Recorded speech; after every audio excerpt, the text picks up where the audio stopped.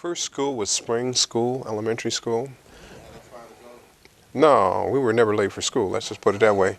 And we left 5 minutes before the bell rang. So we were never late for school. And during that period of time, you also came home for lunch. You had about an hour and a half to come home for lunch, and then you had to go back.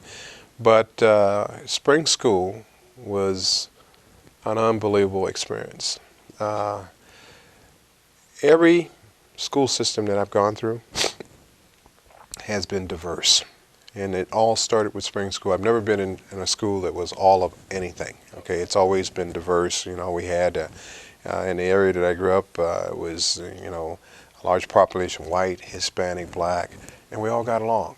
Okay, we didn't know nothing about race. We all got along, and so that was just one unbelievable experience, being able to play with everybody on an equal basis. You didn't have anybody standing off. I mean, we just all got along, and some of the things that even the adults in the area would attempt to do to help us at that time, they actually tried in one summer a movie program where they would bring movies out to spring school and they'd flash them up against the wall, and everybody would come out with their lawn chairs to watch the movies. I mean, that was a very creative way of getting people all together on the playground to watch the movies. Yes, and it was a great time. We played different games on that playground there. I mean, there used to be 2 basketball courts, and I mean, that was a big part of the activity there. And nobody got into fights or anything like that. It was just a really good time. And so in the evenings, when on certain nights when they'd bring the movies in, the basketball would stop and we'd be watching movies. So then there were a lot of adults that interacted with the kids. They would come over to the playground, they'd play basketball with us, they'd play baseball with us. I mean, so we had a lot of good mentors coming in and working with us and telling us where we needed to be. And one of them was Howard Haynes, and he'd be over there all the time. And a guy by the name of Ivor was always, he was a postman, and he would be over there also. And the Stewarts, I mean, Mr. and Mrs. Stewart I mean, they were all on us. And the Harrises, I mean, I could go right down that block on Spring Street and all over the place, and the Ransies, and I mean, just a whole lot of good people, and made for a very good environment. Never felt threatened. It was always good to be home.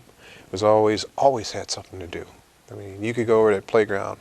There was always something going on. If we weren't playing basketball, we were into racing our bikes around the block, or there was a game we called Hide the Belt. Now that was an unusual game, where somebody would loan their belt, and one person go hide it. And what the game was is that if you found the belt, you could beat the people who were still looking for the belt all the way back to the free zone, okay? And so you didn't want to be the slowest one in that group, okay? And these people would light you up with that belt, okay? Kapow, kapow. And you'd be running. They called it Hide the Belt. And I mean, this was everybody. I mean, this wasn't just, all the black kids playing together. This was everybody playing together on this. I mean, we played this game Hide the Belt, and man, it was time to light people up, okay? No, I tried to stay one step ahead of Neil Abernathy, and he was just a little bit bigger than me, so I tried to stay just one step ahead of him. I could hear it coming. Kapow! Woo, Neil, sounds like he got you. Okay. We play. That was a very good game. We also had a game called Freeze Ball. I mean, we were into some structured combat type things. Freeze Ball was one of those things. It was almost like battle ball.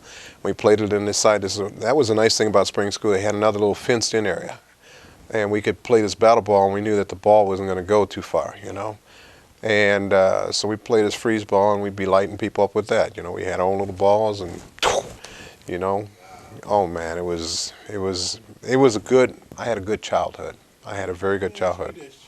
When you talk, the two things came across my mind, but specifically the fact that I'm thinking geographically. Were you geographically separated from the rest of Toledo by being in North Toledo? I've heard people say that before. No, I've heard people say that they think that somehow, we were and they call it out Stickney. But to me, though, we were always as close as that to being downtown, because I can remember going to the health department for shots and stuff like that. takes us now, especially because my office is in that area, takes us, it takes you less than 7 or 8 minutes to get there. So I think if you didn't have a whole lot of transportation, Stickney would have seemed like a long ways off. But nowadays, with everybody being able to drive and move around, I don't see it as being that far off. My part two to the question was, Stickney represents a community, and Hmm. to me, people from other parts of town, I don't think they had that luxury of having that close bond among community. I didn't know if that was just a geographic comparison. That's why I asked the question. It may have been. I mean, everything was. We had the Codwells there, and Enfields, and the Chapmans, and I mean, there were. We all looked at it as just the way it was supposed to be. We didn't.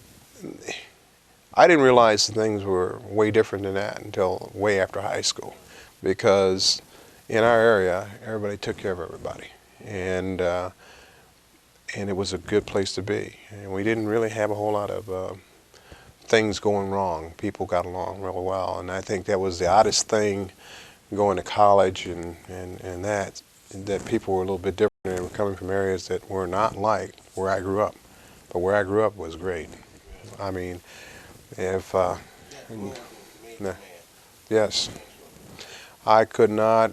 If I was trying to plan my life, before I was born, I couldn't have had a better setting as a kid growing up. When you were from Spring, you went to Woodward High School. Spring, what, through the eighth grade? Spring at that time was kindergarten all the way to the 8th grade. During that period of time, Spring School, actually the original one that I went to, ended up getting in a fire, but they were going to tear it down anyways. And so I was part of a new class, a new school, the first class in the new school. And that was always, we had the sharpest building, and we were very happy. And I can remember the times too. The biggest scuffle that you would have back in kindergarten all the way up to probably about 3rd grade was who was going to get the chocolate milk. Because they had this machine, and Yeah, everybody get the white milk, yeah, and then occasionally I think the milkman knew what he was doing. He'd throw a couple chocolate ones in there, yeah. and then he'd come back with a couple chocolates, and then that's when the scuffle would start. I had to respect those teachers because they come up with a lottery way of letting kids get their turn at it. But there were some good times in that spring school. So going to Woodward High School, that got to be a broader group of kids, and we're getting them from Point Place and all over the place, and you know, once again, I'm coming from a diverse background, but there are people now coming from backgrounds where they didn't have that same type of diversity, and that was sort of unusual and unique at the time. But First wake-up call? well, I don't know if it was a wake-up call. I think it was a matter of realizing that some people probably hadn't had so many experiences I had. But what I did find at Woodward High School is that if you were open with people, they were fairly open with you. And I've found that to be true throughout my life. If you come at people with a guard up, they're going to have a guard up. So the things that I had learned from in spring school, I was able to carry over to Woodward High School. I just started dealing with everybody like I had been dealing with them.